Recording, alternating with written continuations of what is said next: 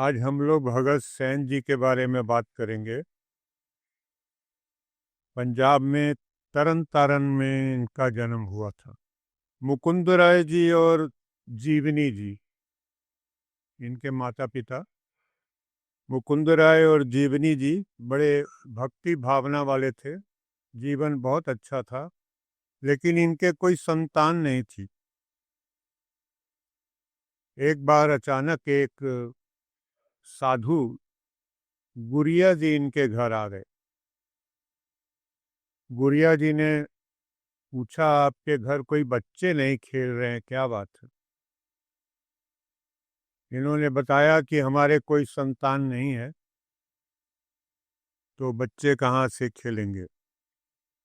इन्होंने दोनों पति पत्नी ने गुरिया जी की बहुत सेवा की, बहुत प्रसन्न हुए। गुरिया जी ने आशीर्वाद दिया कि आपके घर जल्दी ही एक बालक का जन्म होगा और वो बहुत बड़ा संत बनेगा।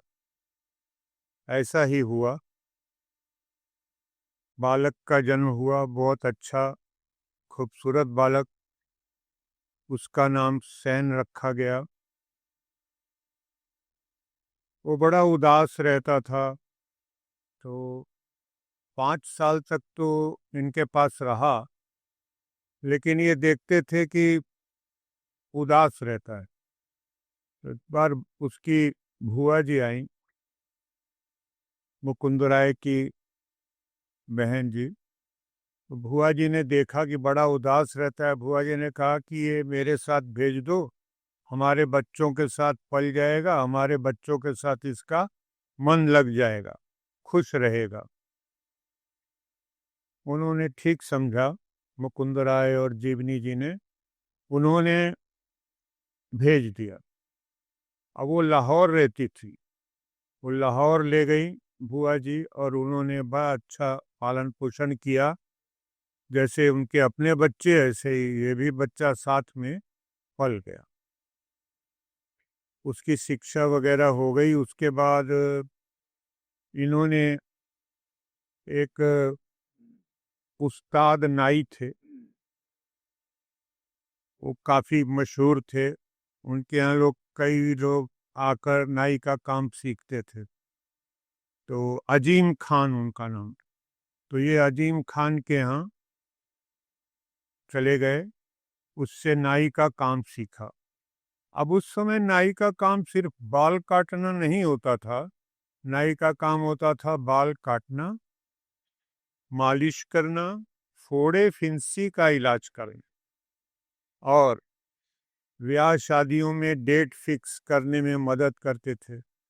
उसके बाद जो न्योता देना होता था, इनविटेशन देना होता था, आजकल तो कार्ड होते हैं, मोबाइल पे चला जाता है। उस समय नाई को भेजा जाता था कि हमारे घर इतने तारीख को शादी है, आ जाइए। ये सारे काम नाई के होते थे।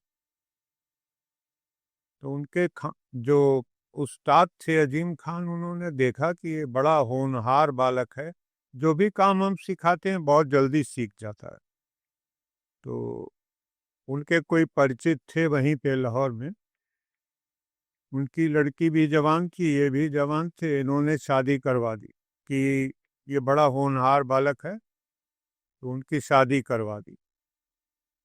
उसके बाद ये, अब शादी हो गई तो काम भी कोई चाहिए, तो इन्होंने, अजीम खान का काफ़ी परिचय था, जयपुर के राजा थे जयपाल, उनके यहाँ रखवा दिया।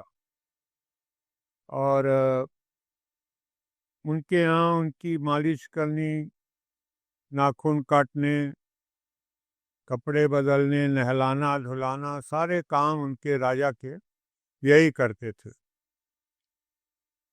और बड़े खुश थे राजा साहब कि ये बड़ा अच्छा लड़का आ गया है, ये मेरे सारे काम बड़े प्यार से, बड़ी निपुणता से करता है। एक दिन ऐसा हुआ कि सेन जी के घर कुछ साधु मंडली आ गए। ये अक्सर क्या करते थे कि जब वहाँ से छुट्टी मिलती थी, राजा के घर से रात को, तो अपने घर जाके भजन गाते थे। और कभी कभी कोई संत मंडली आ जाती थी तो उनके साथ भी भजन गाते थे, बड़े खुश थे। एक बार कोई दूर से अच्छे संत मंडली आ गई, वो सारी रात भजन गाते रहे। सारी रात जो भजन गाते हैं उसको रैन सबाई कहते हैं, रैन सबाई।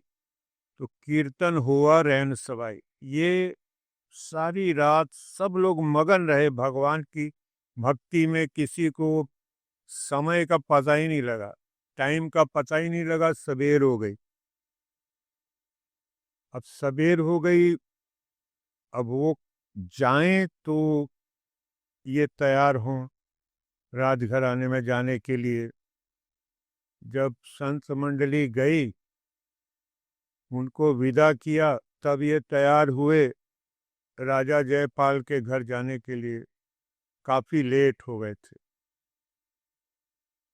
कई घंटे लेट हो गए। बड़ा डरे, कहते हैं कि मैं अब क्या कर, अगर मैं नहीं जाता हूँ तो गलत हो जाता है, देर से जाता हूँ तो गलत हो जाता है। खैर चले गए। जब गए तो राजा ने कहा, अरे तुम दोबारा कैसे आ गए? इन्होंने कहा, महाराज मैं सवेरे आया ही नहीं था। उन्होंने कहा, ये क्या बात कर रहे हो? तुमने आज मेरी इतनी अच्छी मालिश की कि मेरे जितने पुराने पुराने दर्द थे वो सारे ठीक हो गए, मेरे फोड़े फिंसी सब ठीक हो गए। और मुझे इतना आनंद आया तुम्हारी मालिश से कि मैं बता नहीं सकता। मैंने खुश होकर खुश होकर अपना नौलखा हार तुम्हारे गले में डाल दिया, क्योंकि मुझे बड़ी प्रसन्नता हुई जब तुमने मालिश की, मेरे पांव दबाए, मेरे सारे रोग एक दिन में दूर हो गए। ये कहें मैं तो आया ही नहीं था। राजा माने ना। राजा कहता, अरे मैंने खुद देखा था, तुम आए थे, तुमने मालिश की, तुमने नाखून काटे, मुझे नए कपड़े पहनाए, नहलाया धुलाया, सारा काम किया। अब तुम कह रहे हो कि तुम आए नहीं थे, मैं कैसे मान लूं? और जो 9 लखा हार मैंने सवेरे तुमको पहनाया था वो अभी भी तुम्हारे गले में है, मैं कैसे मान लूं कि तुम नहीं आए थे? फिर इन्होंने हाथ जोड़ के प्रार्थना की कि महाराज, रात को एक संत मंडली आ गई थी और हम लोग सारी रात कीर्तन करते रहे, सारी रात कीर्तन करते रहे, समय का पता नहीं लगा और देर हो गई। मैं क्षमा चाहता हूँ, मैं देर से आया हूँ। आप मुझे निकालना चाहे निकाल दें, रखना चाहे रखें, लेकिन मैं क्षमा चाहता हूँ, मुझसे देर हो गई। राजा नहीं माना। राजा कहता, मैं कैसे मान लूं? तो इनको जब राजा ने 9 लखा हार दिखाया कि देखो ये रात को मैंने गले में तुम्हारे डाल दिया था, तुमने इतनी सेवा की थी, और तुम कह रहे हो कि तुम आए नहीं, तो ये कैसे मान गया जी? फिर जब दोनों मान नहीं रहे हैं तो फिर राजा ने कहा, हो सकता है भाई कोई और आया हो तुम्हारी जगह। इनको तो समझ में आ गई। सैन जी कहते हैं, इसका मतलब भगवान ने मेरी नौकरी बचाने के लिए, मेरी इज्जत बचाने के लिए भगवान ने ये काम किया। भगवान स्वयं आए थे, इसीलिए उनका हाथ लगते ही इनके फोड़े फिंसी ठीक हो गए, इनकी दर्दें ठीक हो गई और ये स्वस्थ हो गए। इसका मतलब भगवान ही आए थे। जब ये डिस्कशन चल रहा था तो राजा को भी समझ में आया कि भगवान ही आए होंगे, क्योंकि हमने तो देखा कि ये आया है, ये कह रहा है हम आए नहीं। तो राजा ने उसके पांव पकड़ लिए, सेन जी के पांव पकड़ लिए और कहा मुझे आशीर्वाद दीजिए, अब आज के बाद आपसे कोई काम नहीं कराया जाएगा। अपने मंत्री को बुला के समझाया कि आज के बाद सैंड जी से कोई काम नहीं कराया जाएगा, इनकी तनख्वाह हर महीने पहुंचा दी जाएगी। वो कहते ठीक है साहब, ऐसा ही किया जाएगा। अब सैन जी घर चले गए, मगर अब उनका मन उखड़ गया, नौकरी छोड़ दी और उनका मन फिर उदास हो गया। भगवान, मेरे लिए, मेरी नौकरी बचाने के लिए आपको आना पड़ा। बहुत उदास थे। फिर इन्होंने कबीर दास जी का बहुत नाम सुना था, बड़ी महिमा सुनी थी कबीर दास जी की। इनको पता लगा कि वाराणसी में संत रामानंद हैं जो कबीर जी के गुरु हैं। अब इनका मन हुआ कि मैं अभी तुरंत रामानंद जी के पास पहुंच जाऊं और मैं भी उनका शिष्य बन जाऊं। जैसे कबीर की अवस्था है ऐसे मेरी भी अवस्था हो जाए। कबीर का बहुत नाम था। ये फिर वाराणसी चले गए। वाराणसी जाकर इन्होंने संत रामानंद जी को खोजा, कहाँ रहते हैं। अब उस समय कोई ऐसा गूगल वगैरह तो था नहीं कि पता लग जाए। जगह जगह पूछते गए, संत रामानंद जी कहाँ रहते हैं, पता लग गया। उनका घर का पता लग गया। ये उनके घर पहुंचे, दरवाजा बंद था और बाहर जो लोग थे वो बताते थे कि ये दरवाजा अपने आप खोलते हैं, अपने आप बंद करते हैं, कोई खटखटा नहीं सकता। बैठे रहे। उस दिन नहीं दर्शन हुए, एक दो दिन और। अब किस समय खोलेंगे पता नहीं। जब ये जाएं तो दरवाजा बंद हो। फिर बड़ी मुश्किल से एक दिन खुला दरवाजा मिला इनको।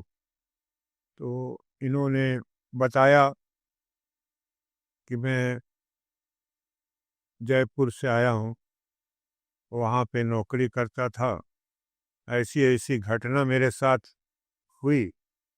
भगवान ने स्वयं आके मेरी नौकरी बचाई, मेरी जगह ड्यूटी दी,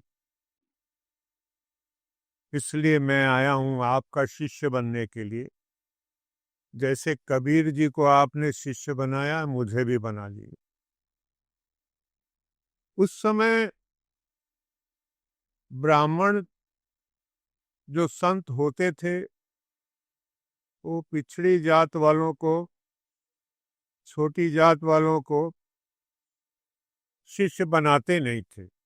कबीर जी ने तो बड़ी चालाकी से गुरु बनाया था। कबीर जी का आप लोगों को बताया था कि जिस रास्ते से संत रामानंद जी नहाने जाते थे गंगा जी में, उसी रास्ते पे वो सीढ़ियों में लेट गए थे। जब कबीर जी के ऊपर उनका पैर पड़ गया रामानंद जी का, तो उन्होंने कहा राम के राम कहो। इसको उन्होंने गुरु मंत्र समझ लिया। कबीर जी ने कहा कि अब तो मैं आपका शिष्य बन गया। वो कहते मैंने तो तुमको बनाया नहीं है शिष्य। कहते पर मैं आपका शिष्य बन गया क्योंकि आपने मुझे उपदेश दिया राम के राम कहो। अब मुझे मंत्र मिल गया, अब मैं राम राम जपूंगा सारी उम्र, राम राम।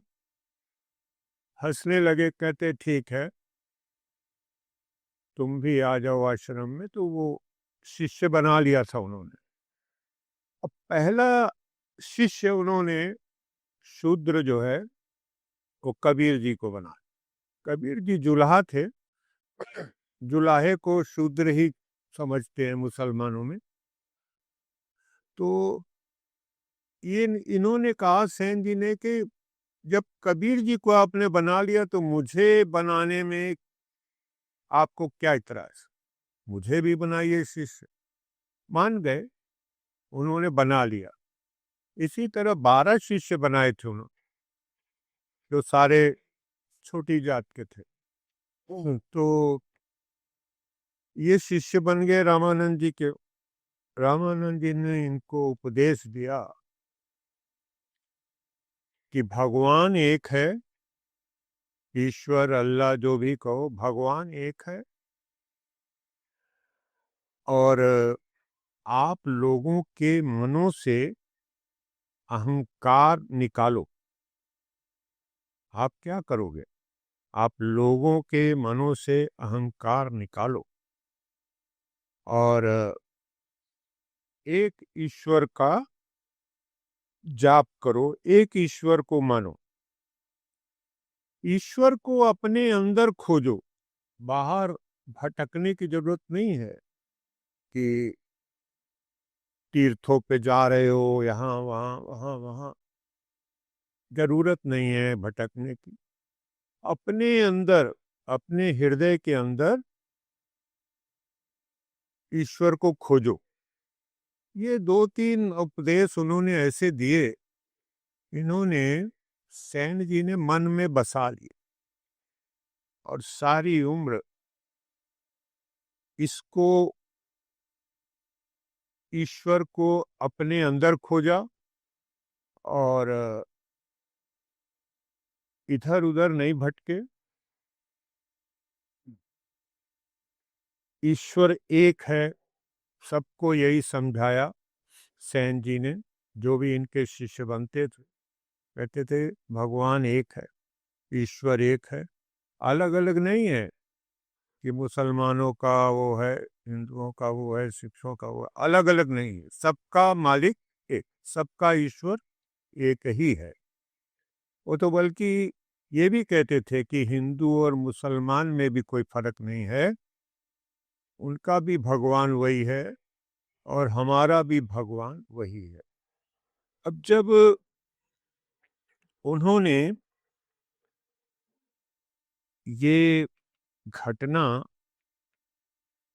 जो है कि कबीर जी के बारे में, कि उन्होंने सुना कि कबीर जी के गुरु रामानंद जी, कबीर जी का इतना प्रताप हो गया, तो बड़े शौक से वो गए कि मुझे भी अगर रामानंद जी बना लें तो शायद मैं भी उस अवस्था में पहुंच जाऊं। तो गुरुदास जी ने लिखा है, सुन प्रताप कबीर दा, दूजा सिख हुआ सैण नाई। ये मैंने बताया, सिख का मतलब शिष्य। ये मैंने अभी बताया ना कि कबीर जी का प्रताप सुना तो ये भी चले गए रामानंद जी के पास। दूजा सिख हुआ सैण नाई, दूसरा शिष्य यही बने कबीर जी के बाद। प्रेम भगत राती करे, भलके राज दुआरे आई। अब ये रात को प्रेम भक्ति करते थे, भगवान की भक्ति करते थे और सवेरे उठ के राजा के द्वार पहुंच जाते थे, उनकी सेवा करते थे। अब जब ये आए वाराणसी, तो एक नाइयों के पास डिब्बा होता था, हैंडल वाला डिब्बा लोहे का, उसमें तेल, उस्तरा, कैंची, ये सब सामान। उन्होंने सोचा कि मैं मांग के नहीं खाऊंगा, लोगों के बाल काटूंगा या मालिश करूंगा या नाखून काटूंगा, जो उसमें मिलेगा मुझे उससे मैं अपना गुजारा कर लूंगा। साथ साथ रामानंद जी से शिक्षा भी लेते रहे। तो इस तरह से गुरबाणी में दूसरी जगह लिखा है, अब गुरु अर्जन देव जी ने लिखा है कि सैन नाई बुतकारिया, ओ घर घर सुनिया। इतने मशहूर हो गए, घर घर में उनकी कहानी होने लगी। हृदय बसिया पार ब्रह्म, अब उनके हृदय में भगवान का वास हो, हृदय वस्या पार ब्रह्म, भगता में गण्या।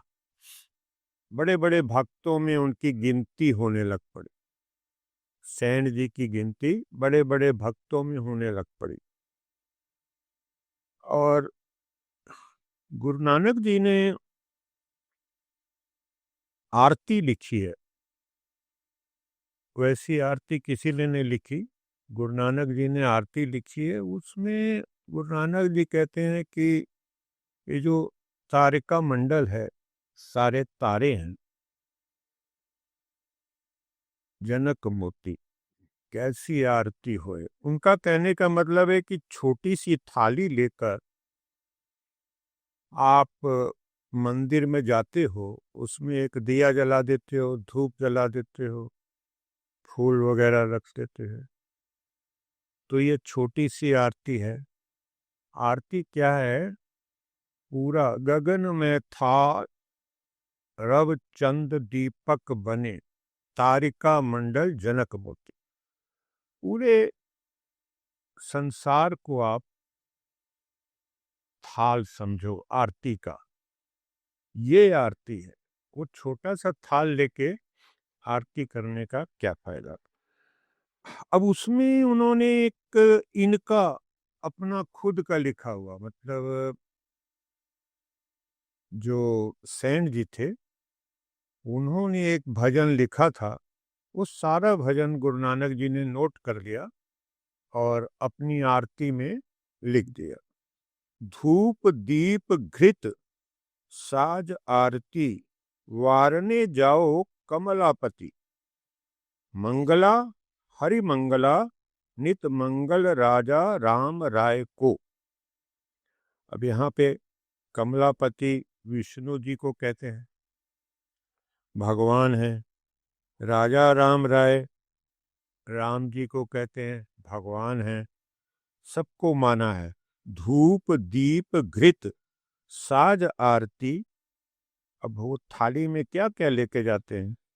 दिया, घी, धूप, ये सारी चीजें होती हैं। वारने जाओ कमलापति, मंगला हरि मंगला नित मंगल राजा राम राय को। ये सारी चीजें जो है ये सेन जी के बारे में समझाई गई हैं। इन्होंने खुद ये भजन लिखा है। आज आपको मिसिज उपल भी एक शब्द सुनाएंगी जो भजन इनके बारे में होगा, सेन जी के बारे में।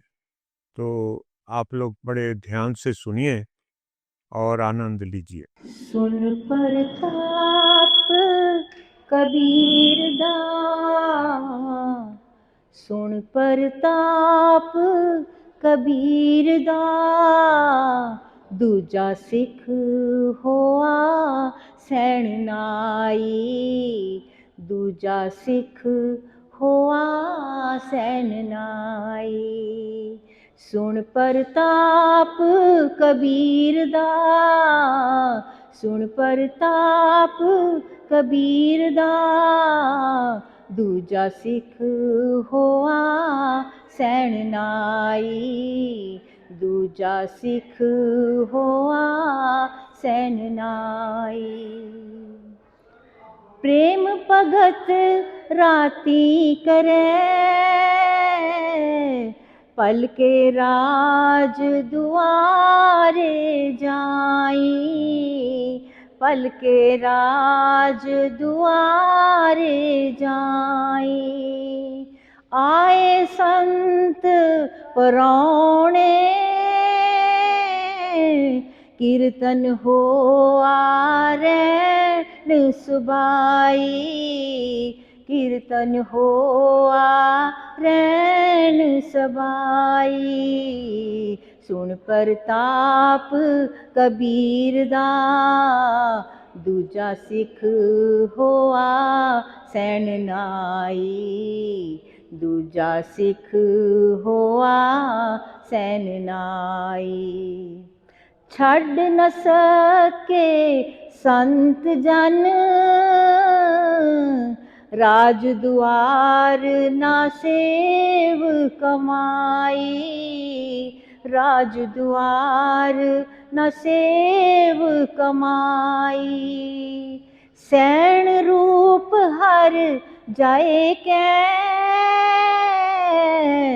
आया राणे नो रिझाई, आया राणे नो रिझाई। सुन प्रताप कबीर दा, दूजा सिख होआ सैननाई, दूजा सिख होआ सैननाई। साध जनानो विदा कर, राज दुआर गया शर्माई, राज दुआर गया शर्माई। राणे दूरों सद के, गलों कवाए खोल पिनाई, गलों कवाए खोल पिनाई। सुन प्रताप कबीर दा, दूजा सिख होआ सैननाई, दूजा सिख होआ सैननाई। वस कीता हों तुद अज, बोले राजा सुने लुकाई, बोले राजा सुने लोकाई। प्रगट करे भगत वड्याई, प्रगट करे भगत वड्याई। सुन प्रताप कबीर दा, सुन प्रताप कबीर दा, दूजा सिख होआ सैननाई, दूजा सिख होआ सैननाई, दूजा सिख होआ सैननाई।